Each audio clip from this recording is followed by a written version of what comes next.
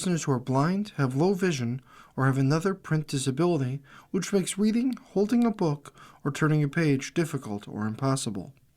The content is copyrighted by the respective publishers. For more information, please visit us on the web at nfradioreading.org. Hello, this is Patricia Mary, and for the next hour, I will be reading from the Saturday, Sunday, January 17th, 18th issue of Off Duty from the Wall Street Journal on the Niagara Frontier Radio Reading Service. From the front page of Off Duty, a 500-mile road trip through Scotland taught me to love whiskey in a new way, and this is by Sebastian Modak. I skipped the tour buses and big-name distilleries and hit the road to find a deeper understanding of Scotch's role in the country. The sky pulsed red with the glow of a distant Guy Fawkes night bonfire, and the cold, wet fog sat heavily on the town of Inverness. The condition called for whiskey, not a hard thing to find in the Scottish Highlands, and I dipped into a bar and ordered something unfamiliar off a fat menu. From the all-seeing perch of a solo drinker, I watched tourists come and go. A clique of French women coordinated their order, building out a flight of scotches that they took turns sipping and rating. One actually said, "Ooh la la!" Two middle-aged Americans, matching orange ringlets, making them as brothers, quizzed the bartender about casks, pipes, and chill filtration. Someone ordered an Irish whiskey and didn't incite a diplomatic incident. In 2022, more than 2 million people visited Scotch distilleries and visitor centers, making them collectively the most popular attraction in the country, according to the Scotch Whisky Association. Many of those visitors boarded buses on whirlwind tasting tours of big-name producers in the Speyside region or head straight for the Western Isle of Islay, beloved by whiskey enthusiasts for its distilleries that specialize in intensely smoky peat bombs. I had come to Scotland in search of a newer, more immersed type of whiskey experience, one that emphasized the drink's connection to culture and place. As the Scottish industry grapples with sluggish demand, distilleries and whiskey curators are doubling down on the visitor's experience, with some opening guest rooms on site. The longer you can keep a customer there, the more you can immerse them in a story, says Susan Morrison, chief executive of the Scotch Whisky Experience, which offers tasting and tours in Edinburgh. When they go home, they have an emotional connection to the whiskey and the people that make it. I plotted out a 500-mile road trip through the north of the country to try to meet as many of those people as possible and hit the road. The Riverside Brew Distillery. Walk the eastern bank of the River Ness in Inverness and you'll eventually hit Ubi Hebest, a distillery so new it doesn't have a whiskey to taste yet, though that doesn't stop people from passing through. When it fired up the stills in 2023, it was the first distillery to open in Inverness in more than 100 years. With the same equipment, it started brewing beer, a savvy move when whiskey must age at least 3 years before it can be legally called Scotch. For many travelers, Inverness serves as a jumping off point for exploring the Highlands, but I had planned to stick around and stay the night in the Glenmore Hotel and Apartments. Its rooms are set in a row of Victorian townhouses adjacent to the distillery and also run by the distillery's owners, John and Victoria Armas. John says he originally wanted a brewery. The idea for a distillery came later. The beer remains a way to draw in more than just whiskey obsessives. Daily tours outline the production process, but also the history of Inverness and the folklore behind the name, which means wild beast or monster in Gaelic. We've put the whiskey product to one side and we have a bit of fun when it's ready, but the tourisms will pay the bills, Irama says. I want this to be a reason to visit Inverness. After showing me around the production floor, Andrew Shearer, the company's 29-year-old head distiller, walked me to the big, airy bar. He set me up with a flight of beers and motioned to the wall of whiskey bottles. Don't hesitate to try some of the competition, he said. Island Terror. The next morning, as I drove out west of town and along the shoreline of Loch Ness, the dim, cloudy light made it easy to understand why people might see a shadow on a lake and mistake it for the monster. After 2 hours, I crossed a short bridge on the Isle of Skye, which sees more than 650,000 visitors a year. I wouldn't be one of them. 20 miles up the coast, I boarded a ferry and, after 25 minutes, rolled into Rothesay, a sliver of land about the size of Manhattan, but with a population of fewer than 200 people. The Isle of Rothesay Distillery started making whiskey in 2017 at a sparkling new facility attached to a 19th century villa with unimpeded views of the sea and sky, capital SKYE. Today, it also runs a restaurant and hotel with 6 guest rooms in the main house and 5 modern cabins with floor to ceiling windows opening to private verandas. When I checked into my cabin, I found a small flask of Rosé whiskey waiting on the bookshelf. Sitting on the deck, I put my nose to the glass and breathed in aromas of light peat, ripe plums, shortbread, and floating in on the breeze, sea air. Steam rose from one of the buildings. If you let him, Alistair Day, the co founder and master distiller, will speak at length about oak species and cask types. I particularly enjoyed a limited release aged in Sicilian Marsala wine casks, but he's just as enthusiastic when talking about the island and why he and his business partner decided to open rooms at the distillery. It's just a more pleasant time when you spend the night, Day says. You can arrive, relax, experience the island, and maybe go on a distillery tour the next day once you've taken it in. Day pointed out the property's subtle nod to the island, the shape of a roof which mirrors that of Duncan, the highest peak on Rothsay, the dimpled glass bottles that hold Rothsay spirit, designed from molds taken from the island's boulders. The next morning, over the course of a 2 hour hike, I encountered 2 Highland cows, 6 sheep, and 0 humans. The thin autumnal light continued to play tricks on me, forming islands in the sea that disappeared with the next passing cloud. I spotted a small fishing boat alone in the strait, one I recognized by now as belonging to a fisherman named Simon, who supplied langosses to the distillery restaurants. Back at the distillery, I ended a tour of the warehouse, where I tasted whiskey straight from the cask, just as darkness descended. It happened to be Friday night, and the distillery's bar quickly took on a tenor of a village pub. Guests mingled with off duty staff.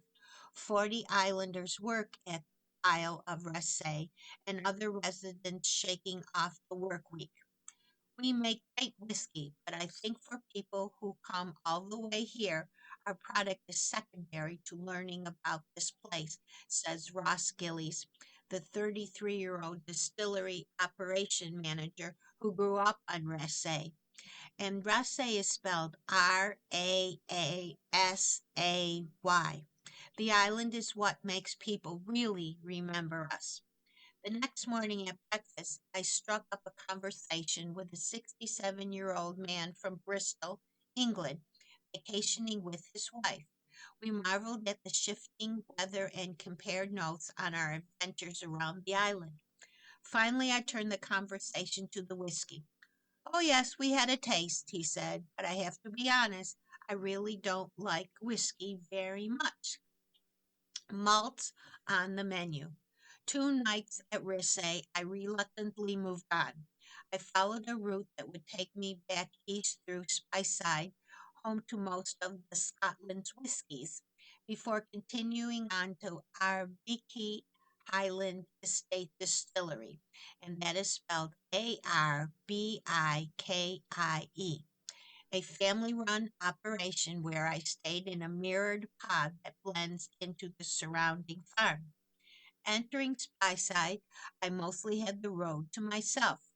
I loved watching the fallen leaves billow up from the road in great whirling circles as I drove by. On my way south, I stopped for a quick tour of Colburn Distillery.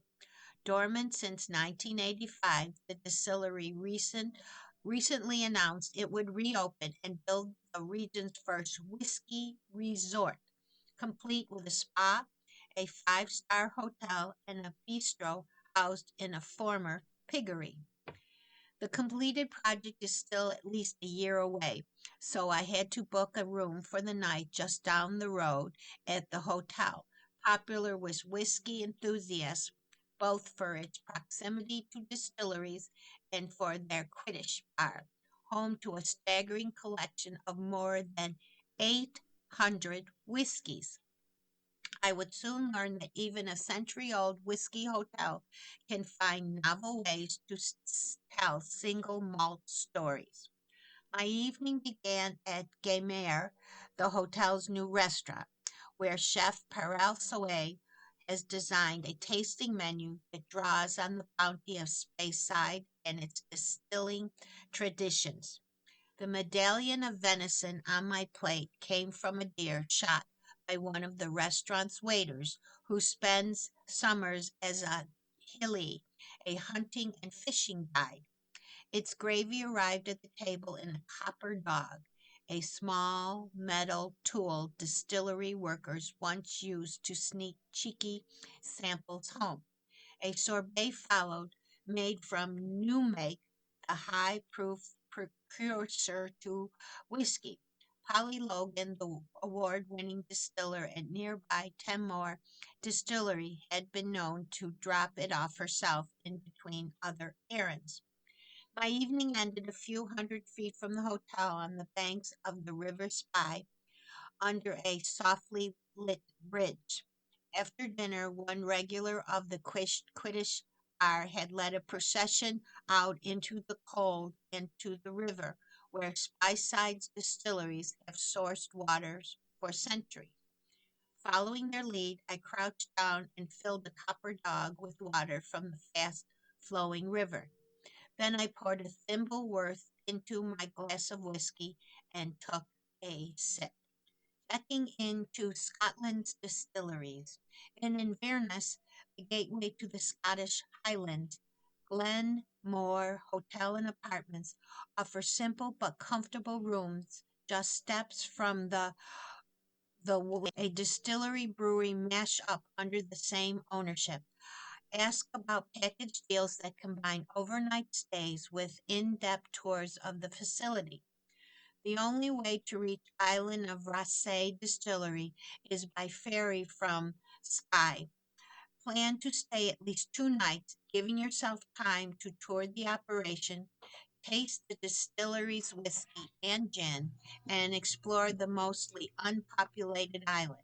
It's a place that rewards a slower pace. Set above Luan Bay on Scotland's east coast, our Bikey Highland Estate Distillery will appeal to whiskey geeks who want to hear about experimental grains and unconventional aging techniques. But even teetotalers will love kicking back in one of the on-site houses, mirrored cabins that come with either saunas or hot tubs. One of the newest lodging options on Islay comes from the cult favorite Arbeck, opened in September 2025 down the road from the distillery.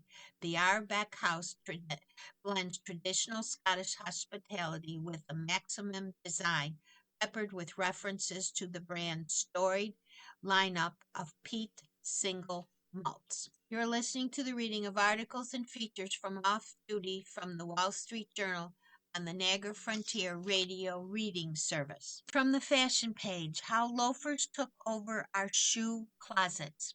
Loafers were once a fisherman's staple, the surprising history of the peppy icon, and this is by Nancy McDowell.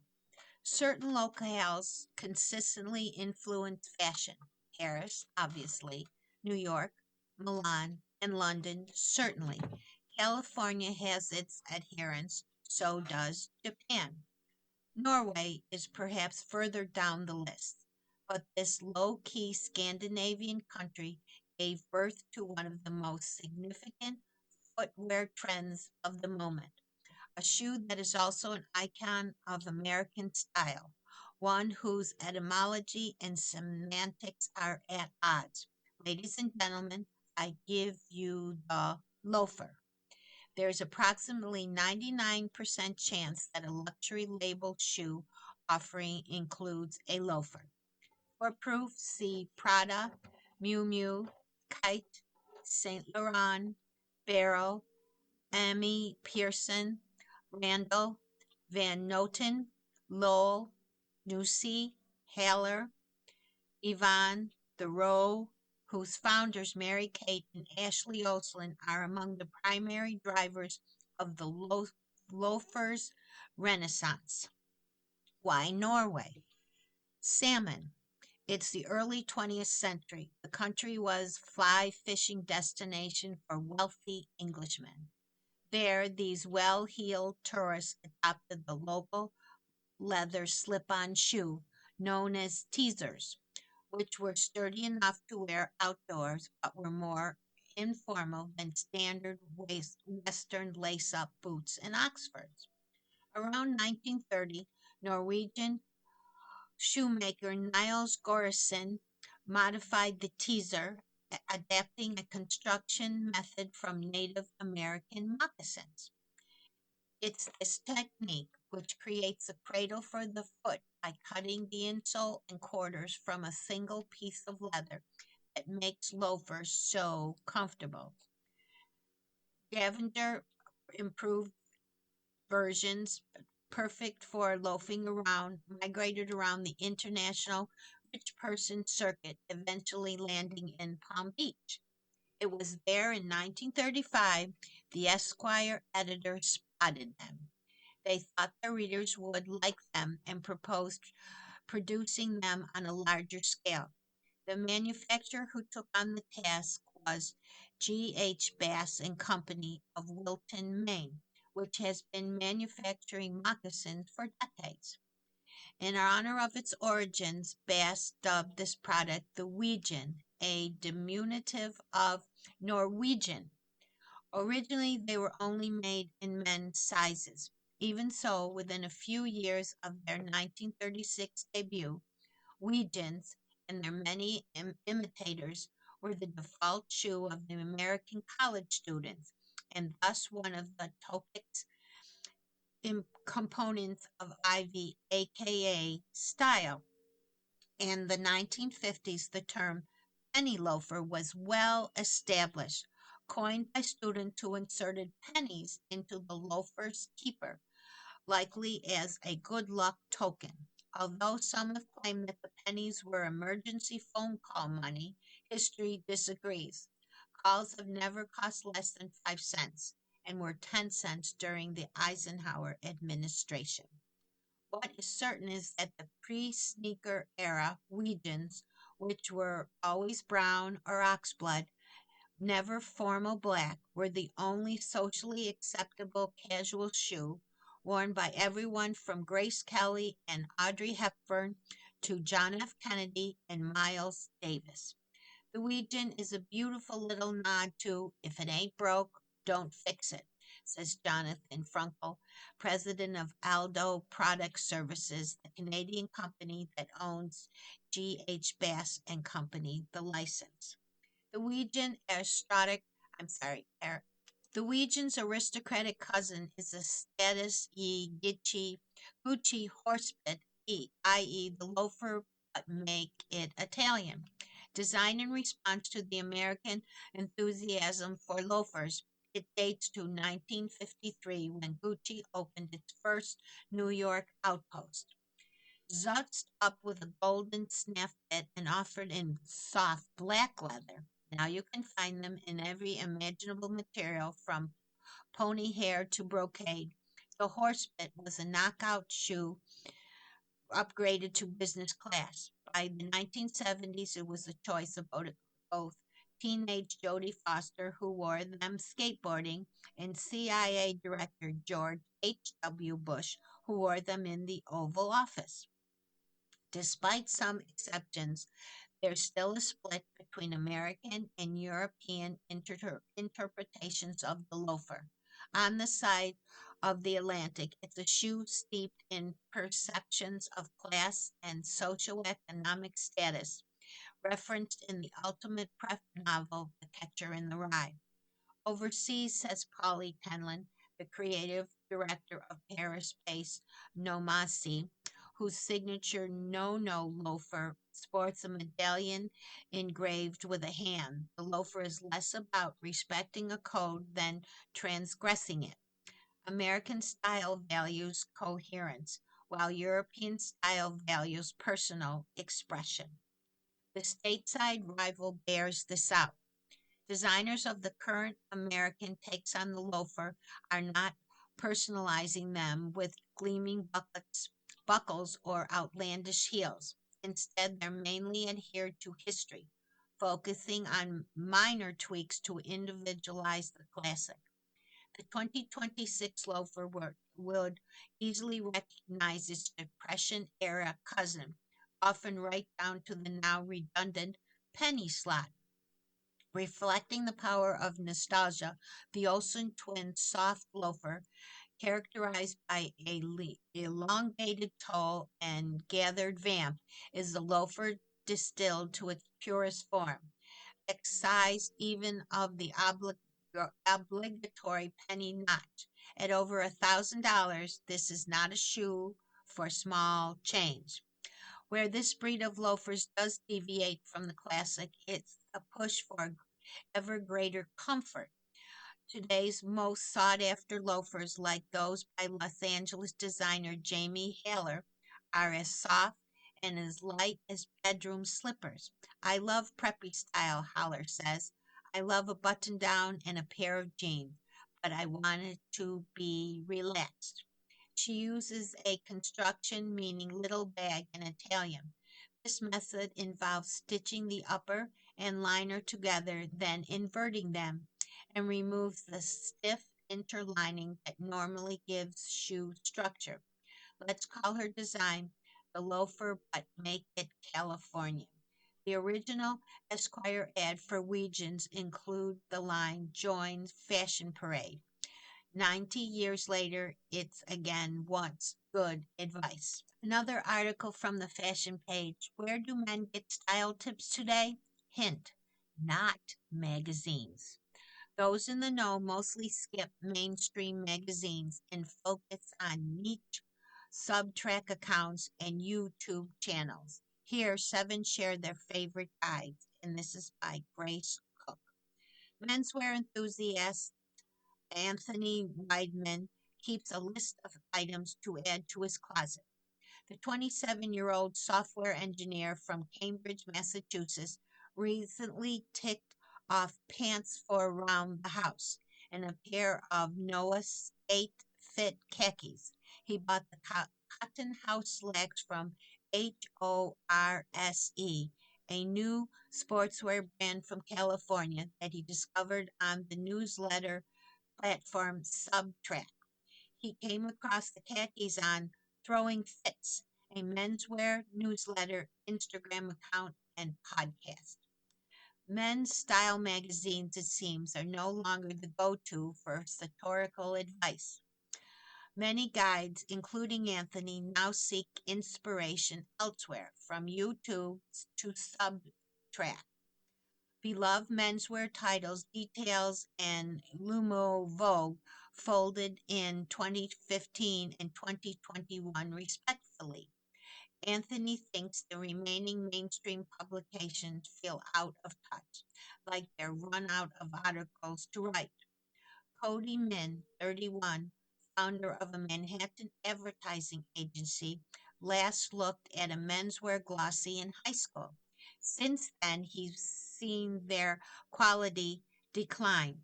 Mike Grady, 38, who runs a social media account for a business in Fort Collins, Colorado, finds the fashion content in today's biggest menswear production predictable. When it comes to brand steers, he says one prominent title just recommends Buck Mason, J. Crew, and Todd Snyder on repeat. Some indie titles remain highly regarded, with clue in guys turning to Francis Lock Etiquette, and Dutch title Fantastic Man. Min gets outfit inspiration from shoots in small publications such as W.M. Brown, a print quarterly that targets guys who, says, like to drive a Land Rover in the Cotswolds and wear suede slip-ins in Siena, Italy. Massimino Alpian, 43, a PR director in Boulder, Colorado, likes to trawl Instagram and TikTok accounts that explore menswear trends and fit ideas visually. His favorite accounts include two from stylish women who blog, Madison Gustani and Sunny Bali. Ali taught him to wear a tank top under a Henley, and Gustini stressed the importance of swapping out a garment for a real watch after every workout. Alpian finds videos more helpful than articles, not to mention quicker to consume. Clips are typically 60 to 90 seconds tops. Anthony seeks guidance from the Instagram reels of Los Angeles influencers Albert Musequest, known for his cool but rugged and easy to replicate style. Anthony impulse bought a crew cotton thermal after seeing it on Musequest. Min finds most influencers super inauthentic. Many recommend clothes they've received for free, even if they don't fit their style. He thinks the best dressed guys on Instagrams are dudes that work at small, independent menswear brands. Two of his favorite are Chase Winfrey, who previously worked at a Taylor J. Muse, and Jeff Hillard, a director at watch company Hondinke. They're not posting outfits for likes, Min says. Sneaker fantast, fanatic Sam Mullen Kramer, a 32-year-old Londoner, looks to any guy who works at Beams Japan, the premium Tokyo headquarters retailers.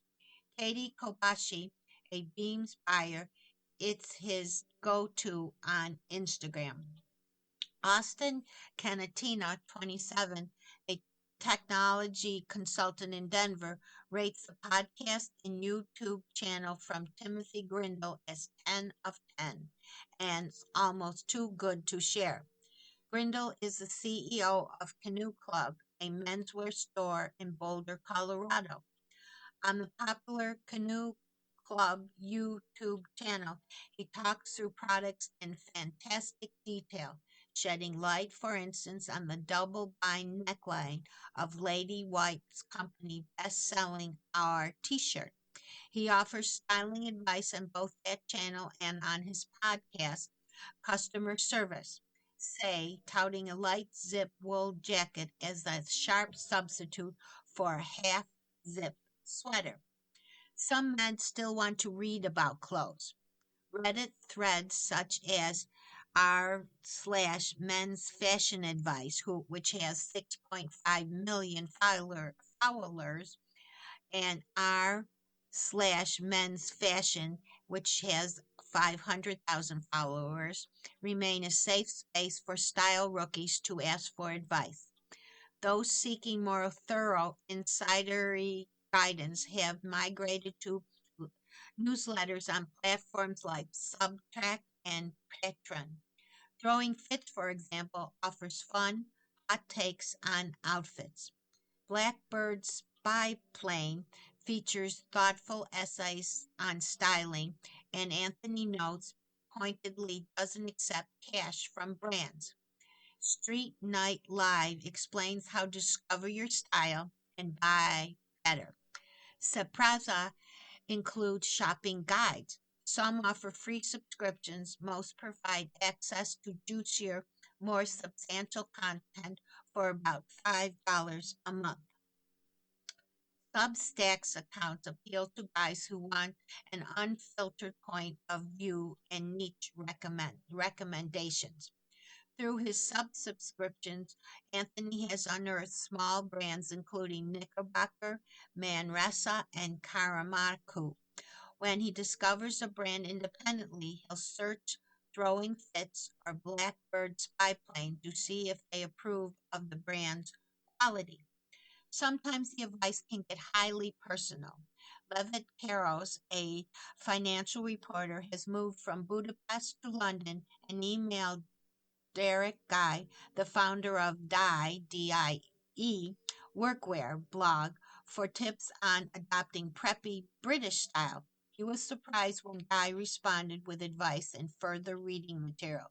According to Caros 27, today's menswear media stands out. Just don't say, buy this. They explain what looks good and why. You are listening to the reading of articles and features from Off Duty from the Wall Street Journal on the Niagara Frontier Radio Reading Service. Another fashion page. Where do you get style advice? We asked men in New York. We put the question to 8 well-dressed guys on a sunny winter afternoon in Central Park. And this is by Alan Samansky. And he asked, I'm sorry, this is actually by Nora Komashko, and she asked Alan Samansky, who is a retired law professor, and he is 80. Where do you get your style from? My wife, of course. What advice does she give you? She tells me what I look like a schlump. Can you tell us about your favorite team? I have a nice sweater from Brooks' brother. What do you look for when you're getting dressed? Comfort and the clothes that are easy to take care of. Alan's wife Paula answered too. What he aims for is to look somewhat up to date but age appropriate. Polo, Brooks Brothers, and every once in a while Nordstrom are good for him. Now they asked Jomel Jake, who is 35 and he's a dog walker. Where do you get your style advice? To be completely honest, I focused on comfort. I'm walking every day, and also I've gotten to the age where I just want to look comfortable all the time. I want everything to be loose. If it's a cold day, make sure it's loose and warm. If it's a hot day, make sure it's loose and cool. That's literally it. Everything is sweatpants or windbreakers from me. Where do you find comfy clothes? TikTok or Google? I Google men's sweatpants or breaker pants. I'm going for the cheapest I can find. Here's a man named Rico, and he's 25 and he works in physical therapy. Where do you get your style advice? Instagram influencers. I lean towards heritage clothing and military pieces. Pea coat that I am wearing right now. It's from Japanese brand Buzz Rickson. I saw similar styles on Instagram. Who's your favorite style influencer? Sidewise on YouTube. I follow his tips a lot. He's in line with my style, and that heritage and preppy kind of aesthetic. What brand do you get staple pieces from? Brooks Brothers and J. Crew are my favorite. Here's a ceramic artist, and he's 39 years old. Where do you get your style advice? The jacket was made by my friend Dylan, who runs Commission NYC, an independent label. I always ask him where to get new things. How would you describe your style? I always say it's equal parts Brooklyn hood rat because I grew up there, and Dickie Greenleaf from the talented Mr. Ripley. I got some rings in Mexico City recently that are very Dickie Greenleaf.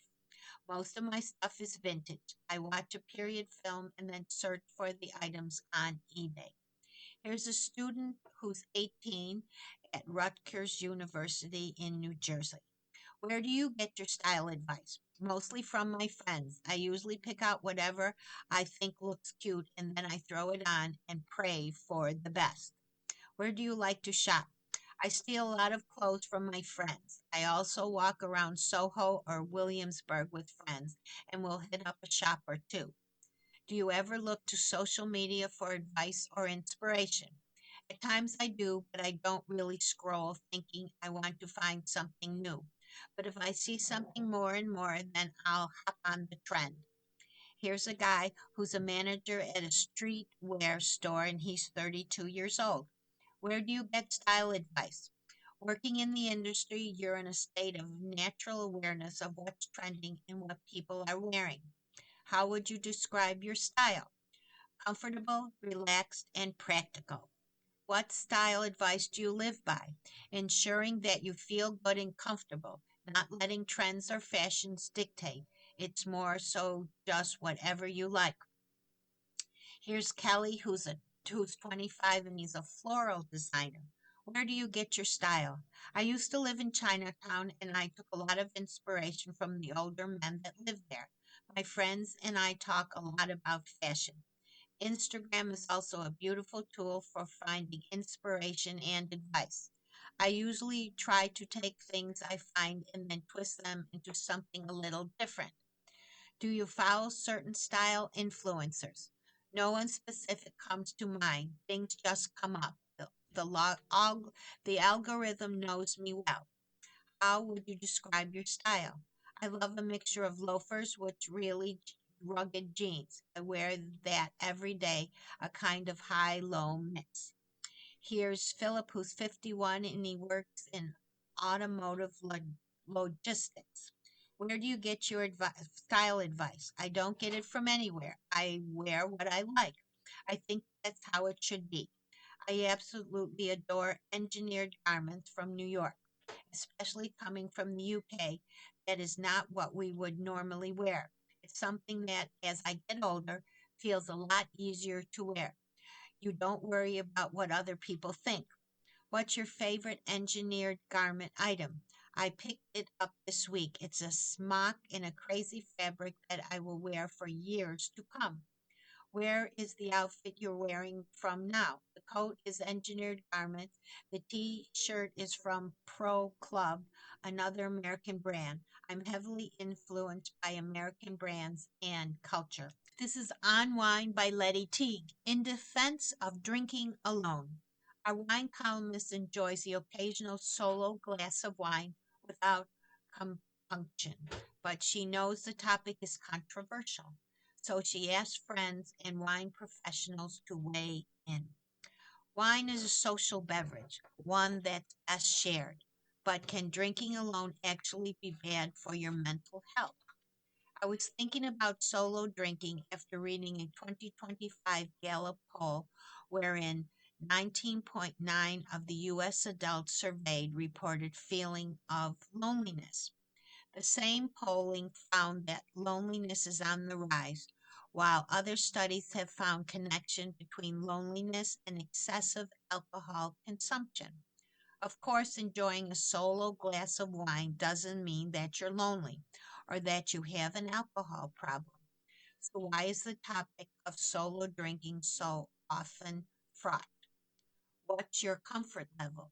Well, I was typically While I typically drink in the company of others, my husband or my friends, I will enjoy an occasional glass by myself, and I know quite a few wine lovers do the same. Other people I know say that drinking alone can make them feel self conscious. My friend Maya has no drinking problem, a glass alone at home if her husband is away, she says, but would never go solo to a bar. I feel like if I sit alone at a bar, it gives off a vibe that I want to be picked up. Holly, a lawyer who commutes between her New York office and her suburban home, says, I definitely don't feel self conscious about drinking alone. If I miss my train, I might go to a bar for a drink. For Holly's wife, Lori, it depends on where the drinking happens. I don't drink alone at home, and I don't see the need for it, Lori says. Drinking is a social act. She has no issue, however, with having a solo drink in a social space like a bar or a restaurant. What's your solo strategy? If my friend Allison, who lives alone, makes herself a nice meal, a glass of wine seems an appropriate accompaniment. It's not like I'm eating cereal for dinner, she says. When my husband has dinner plans or is away on a trip, I too will make myself a nice dinner accompanied by wine. For me, the question is how much the wine should cost. My price ceiling for a solo bottle is around $25, and I prefer a bottle closed with a screw cap. I know I don't consume the whole bottle, and I find that leftover wine in a screwed cap bottle tends to taste fresher a bit longer. A few wine pros I talked with have their own price ceiling for solo bottles. Rick Badowski, general manager of Gary's Wine and Marketplace store in Madison, New Jersey, also caps it at $25, while the store assistant manager, Jen Nielstein, says she would spend up to $30. Neither Brukowski nor Nielstein feels any compunction about drinking solo, but both find many customers are shy about broaching the topic. They'll preface it with, I don't know if I should get a whole bottle since it's just me. Then we'll talk about wine preservation systems, Nielsen said. Some customers will opt for a half bottle. How about in a restaurant? Wine director Lee Campbell of Borgo in New York sees quite a few solo diners. Most order wine, usually by the glass. Some will order a bottle and share it with staff. Barbara Wong, head sommelier at Lee Bernardin in New York, agrees that solo diners and drinkers are common. I think the stigma is fading, she says. She added that she and her staff go out of their way to make solo diners feel welcome. Wong herself appears unhampered by self consciousness around dining and drinking alone. She recalled a recent solo meal at a restaurant where she ordered a full bottle of wine to accompany her Brazzano and shared it with the sommelier who assisted with its selection. I decided to test Wong's fading stigma hypothesis out in the world by doing something I don't do habitually, drinking alone at a bar. At least that was my plan. I arrived early to a restaurant where my husband and I planned to dine with our friend Bert. As I sat down at the bar and ordered a glass of Chablis, I saw no other unaccompanied woman. There were, however, several solo male drinkers, including Bert, sipping a good sized martini. When I mentioned that to my husband, that I was afraid I might get picked up, Bert wrote that he had recently been picked up by a group of people beside him at the bar. Drinking alone, he assured me, can be a most sociable act. From the food and drink page, this lemony whole fish is easy, elegant, Amalfi Coast style. What's simpler or sunnier than a whole roasted branzano on the table in under an hour, scattered with olives and herbs? This recipe is an express ticket to coastal Italy, and this is by Odette Williams. Let's be honest, January is not a party month. It's a time to hibernate, rest, and nourish yourself in preparation for the year of parties ahead. I'm manifesting for you. What I'm craving now are simple, healthy meals that remind me of warmer times, like this exquisite one pan wonder I learned to make a couple of summers ago at Lo Scolio, the legendary hotel and restaurant on the Amalfi Coast of Italy. On a menu where everything was outstanding, this dish really made an impression. I ordered it 2 nights in a row and boldly asked Antonia, the founder's granddaughter, how it was cooked. She generously took me in the kitchen and showed me. It's simple Italian cooking at its finest. In a baking pan, cook a snug bed of sliced potatoes in a little water to get a head start on the tenderizing. Then lay two mild, firm white fish on top, side by side, cover them in oil, season them, and return them to the pan in the oven for a short stint. To finish, add the lemon juice, a lot of it. They don't hold back on the lemon at Lo Scolio. Then scatter olives and capers on top and let the pan bubble away on the stove top over high heat until the sauce reduces and the flavors melt. Finish with a handful of chopped parsley. The potatoes soak up all the bold, sharp flavors while the fish remains mild, sweet, and delicate. I often use Bazzano for this, but any whole fish weighing about a pound will cook in a similar time frame. I've used local small bass successfully, for instance. Make sure to buy two fish so everyone gets a fillet. I've often served it with an arugula salad. It just works. Here's roasted whole fish with lemony potatoes, olives, and capers. This recipe was adapted from the one at Lo Scolio, a family-run restaurant on the Italy's Amalfi Coast that uses ingredients from its farm and fresh caught fish from nearby waters.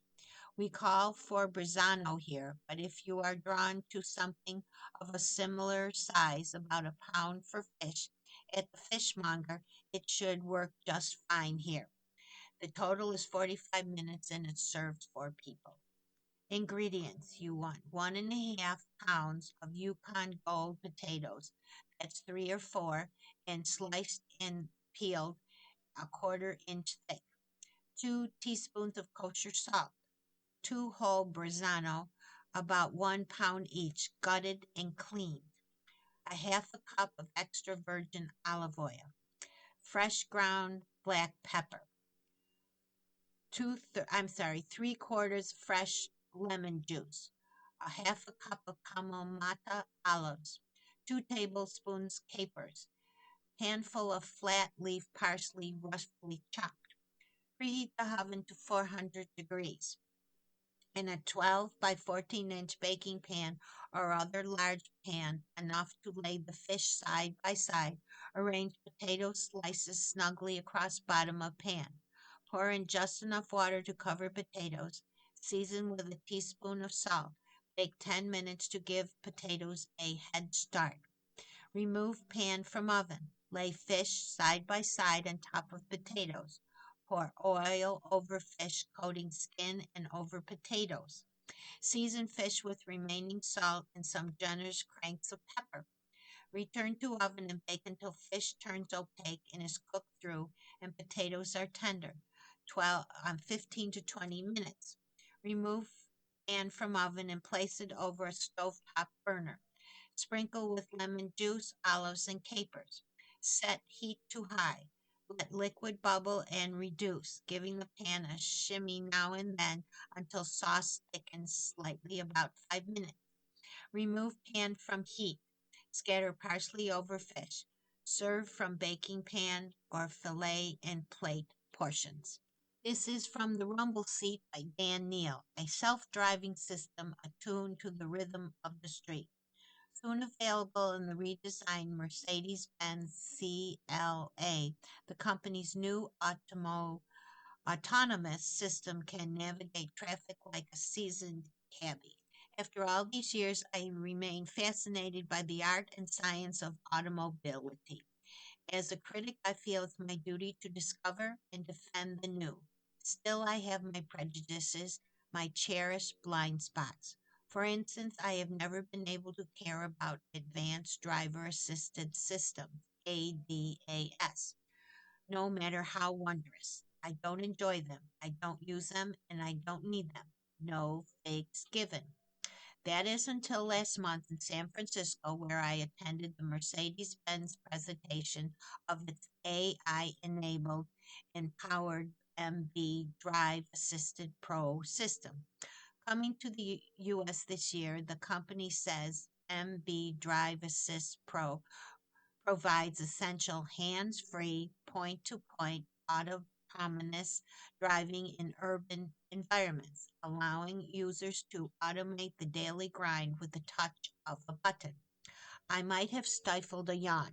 Yes, it's all very interesting. Unlike earlier ADAS technology, MB Drive Assist Pro employs an artificial intelligence living on a water cooled Navia superchip in order to see, understand, and anticipate the world around the car.